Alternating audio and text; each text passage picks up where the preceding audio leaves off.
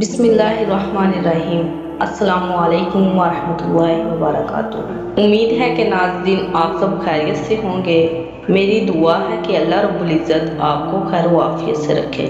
پیارے دوستو، ہماری ویڈیو کوئی قصے کہانیاں نہیں بلکہ اللہ تعالیٰ کے فضل و کرم کے ساتھ ہماری ہر ویڈیو قرآن اور حدیث کی روشنی پر مبنی ہے۔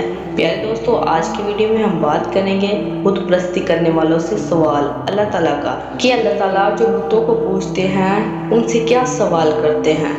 تو جاننے کے لیے ویڈیو کو آخر تک لازم دیکھیے تاکہ پوری معلومات آپ تک پہنچ سکے۔ آپ صلی اللہ علیہ وآلہ وسلم نے فرمایا، اللہ تعالیٰ فرماتے ہیں، جب قیامت کا دن ہوگا تو زمانہ جاہلیت کے کچھ لوگ اپنے بتوں کو اپنی پیٹھوں پر اٹھائے ہوئے حاضر ہوں گے۔ ان سے ان کا رب سوال کرے گا۔ وہ عرض کریں گے، نہ تو ہمارے پاس انہیں کوئی رسول بھیجا اور نہ تیرا کوئی امر ہم تک پہنچا۔ اگر تیرا رسول ہمارے پاس آتا تو ہم تیرے بہت ہی فرما بردار بندوں میں سے ہوتے۔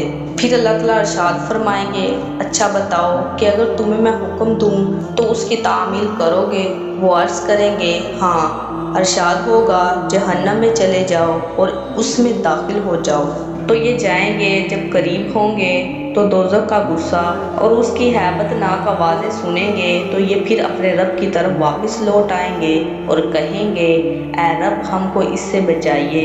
اللہ تعالیٰ فرمائیں گے کہ تم نے نہیں کہا تھا کہ ہمیں جو حکم ملے گا تعمیل کریں گے؟ پھر اللہ تعالیٰ ان سے عہد پیمان لے کر دوبارہ حکم دیں گے کہ جاؤ جہنم میں چلے جاؤ۔ چنانچہ یہ لوگ پھر بڑھیں گے حتیٰ کہ جب اس کو دیکھ لیں گے تو متقی ہو جائیں گے اور لوٹ کر عرض کریں گے، اے رب ہم اس سے جدا اور بھاگ کر متقی ہو گئے ہیں، ہم جہنم میں جانے کی طاقت نہیں رکھتے۔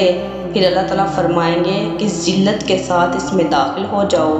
نبی کریم صلی اللہ علیہ وآلہ وسلم فرماتے ہیں، اگر یہ لوگ پہلی مرتبہ داخل ہو جاتے تو دوزخ ان پر سلامتی کے ساتھ ٹھنڈی ہو جاتی۔